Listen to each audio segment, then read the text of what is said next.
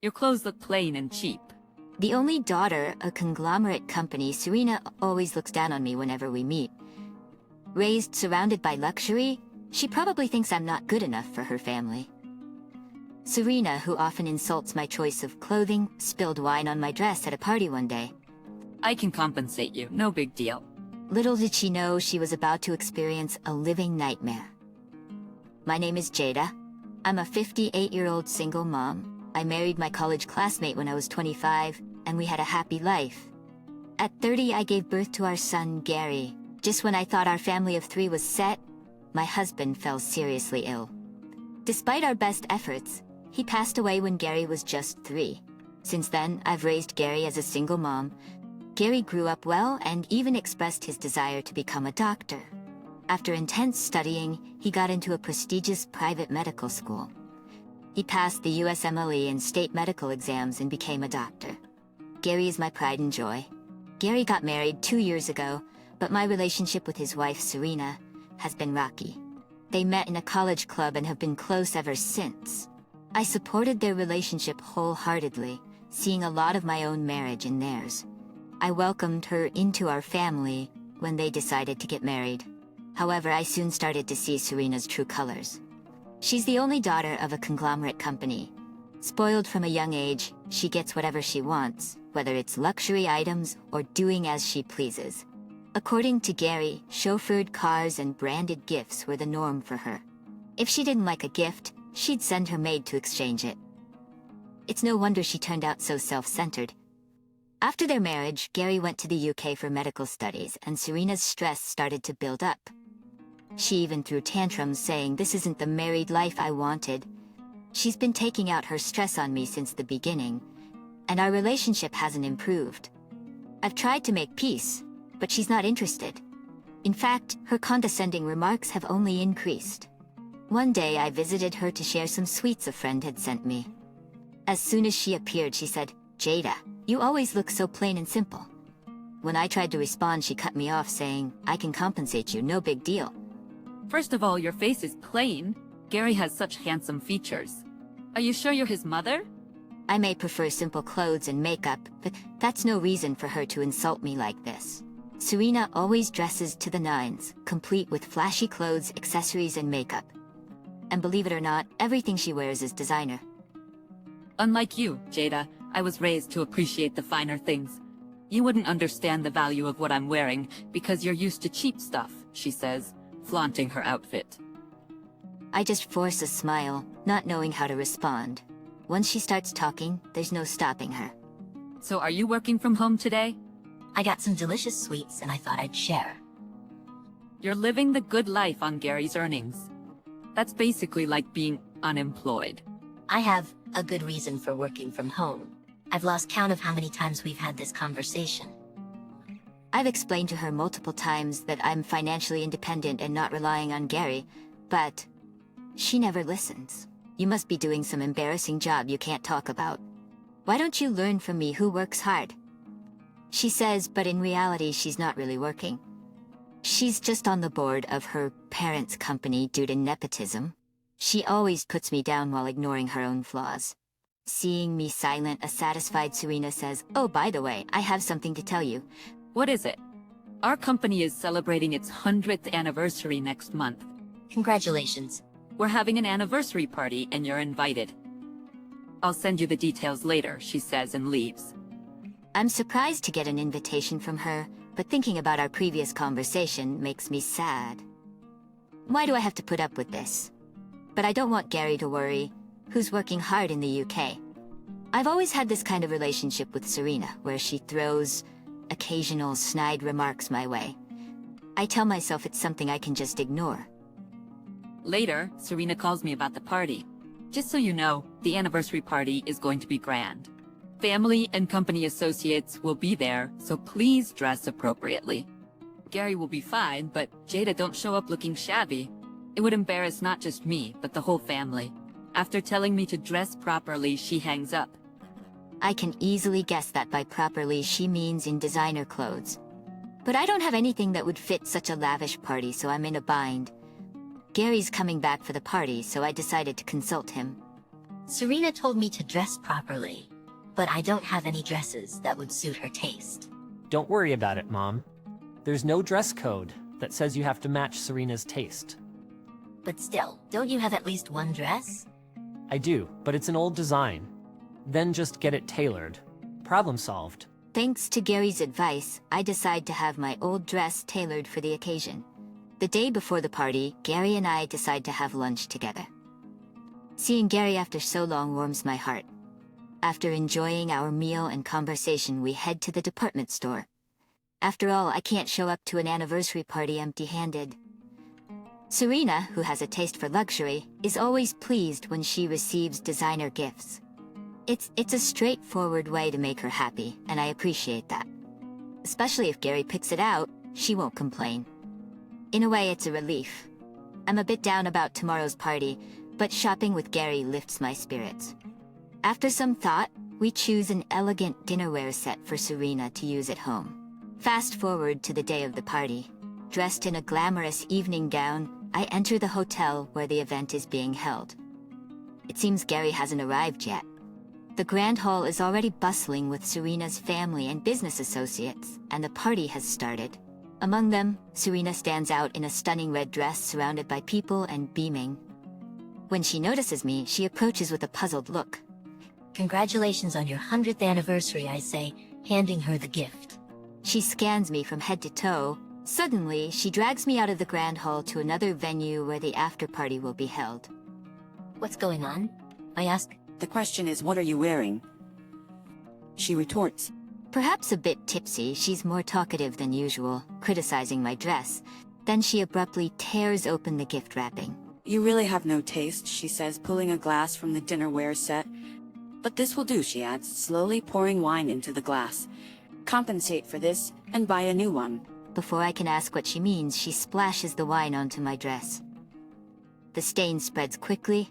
You shouldn't have worn such a drab color. You should have chosen something more vibrant. Now it's a bit more flashy, isn't it? She says. Ignoring my shock, she continues to insult me. You can't attend the party in that cheap dress. You may as well go home now, she adds. I realized this was her plan all along to humiliate me. How awful, I mutter, too shocked to say more, but then anger surges within me. I've had enough. Explode. This dress cost me $30,000, you know. Stop lying, she snaps. It's not a lie. My mom had this made before she passed away. Both the fabric and the tailoring are from the high-end brands you love.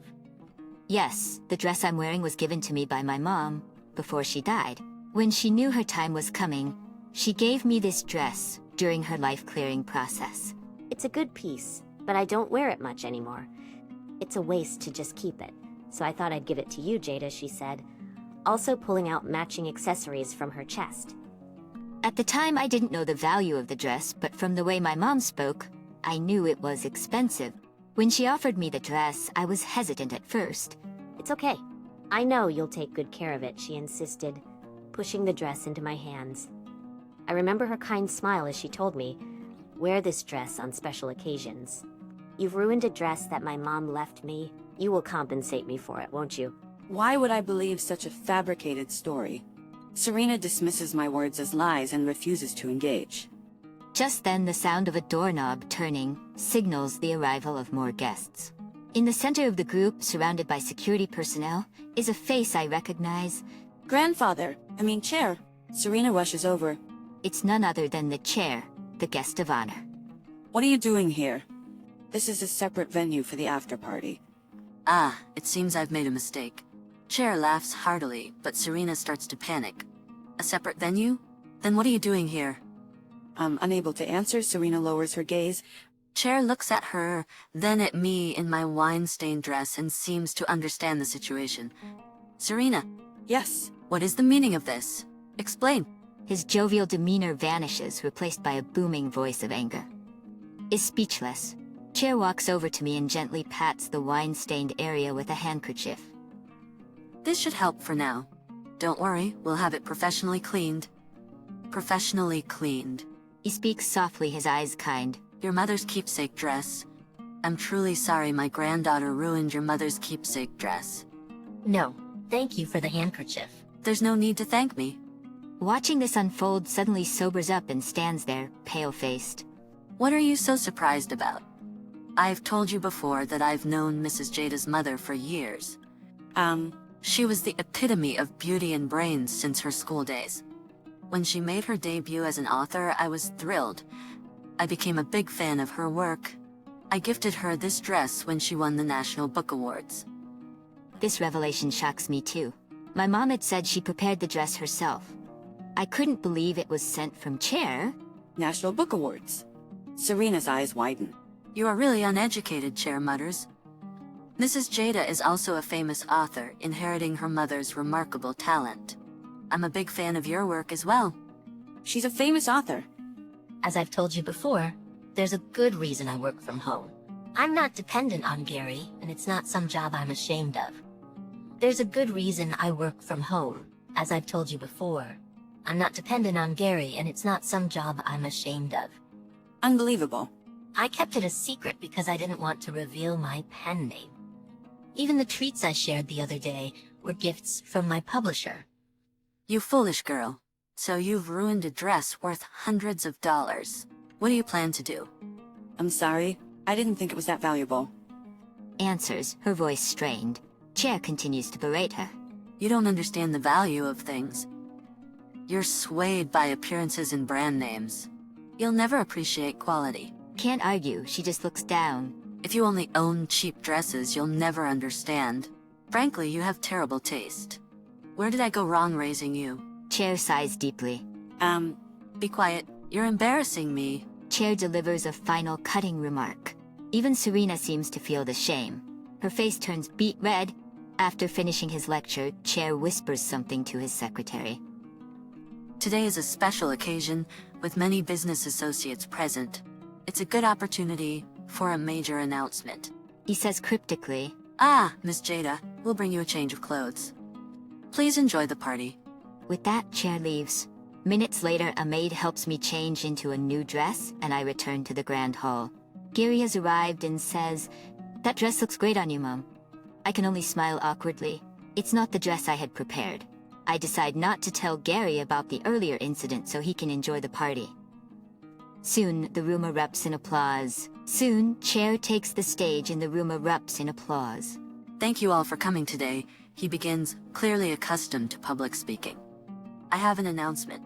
The room buzzes with anticipation. Even Serena's father, the company president, looks puzzled. Our company is expanding its overseas business. We're establishing a base in Liverpool, and I intend to appoint Serena, my granddaughter and board member, as chief supervisor of the overseas business department. I want her to broaden her horizons and contribute to our company's growth. As warm applause fills the room, Serena's face turns ashen. Anyone perceptive would realize this is essentially a demotion. She must have angered Chair. Her once radiant demeanor is gone. She looks lost. Her carefully chosen crimson dress now seems almost comical. I feel a bit sorry for her, but I'm also relieved. Thanks to Chair, I can enjoy the party, but I'll have to explain to Gary why Serena got an overseas assignment. After the party, I tell him everything, including incidents that occurred while he was studying abroad. Gary seems quite angry. I can't believe Serena is like that. I'm seriously considering divorce, he says. And so the tumultuous party comes to an end. Weeks later, Serena is indeed assigned overseas. Chair gives her another stern lecture and tells her to stay away from me. Gary agrees with the overseas assignment. Serena seems secretly pleased, thinking she'll be closer to Gary. But as it turns out, Gary is just about to return to the United States. Gary was late to the party because he had an emergency call from work, where he also learned about his return to the US. In the end, Serena left America without finding the satisfying new life she had hoped for. The topic of divorce will be revisited after Serena's overseas assignment, depending on whether she shows any remorse. Once things settled down, I had a chance to talk with Chur. I had just released a new book, so I told him I'd like give him a copy as a thank you for his help. He gladly accepted. Why don't we have some coffee? I'd love to hear about your new work, he offered. I took him up on it. Chair apologized again for Serena's rudeness and confessed. I've never really liked Serena's taste in things, he said with a mischievous smile. The wine-stained dress was cleaned by a professional and returned to me. Relieved, I asked Chair a question that had been bothering me. About this dress, my mom said she got it herself. I had no idea it was from you. Chair chuckled. I never thought your mother would tell such a fib. He took a sip of his coffee and continued. When I heard she won the National Book Awards, I wanted to celebrate. I had a dress tailored that would suit her for public appearances. I see. But it was an expensive dress. She was reluctant to accept it. Finally, she wore it for the award ceremony. That stubbornness sounds like my mom, but why go to such lengths? She was my first love, Chair said, blushing slightly. But she had someone else in her heart. Maybe she knew how I felt. I only saw her wear that dress once, at the ceremony. Do you think Mom really knew? Look at the pattern on the dress. Red anemones. Oh. The red anemones symbolize I love you, revealing Chair's feelings. She must have kept it in good condition before passing it on to you, but she probably couldn't say it was from a man, Chair said, still blushing. Please don't make this the subject of your next book. It's embarrassing, Chair joked. So I decided to keep the bittersweet story of Chair and my mom tucked away in my heart.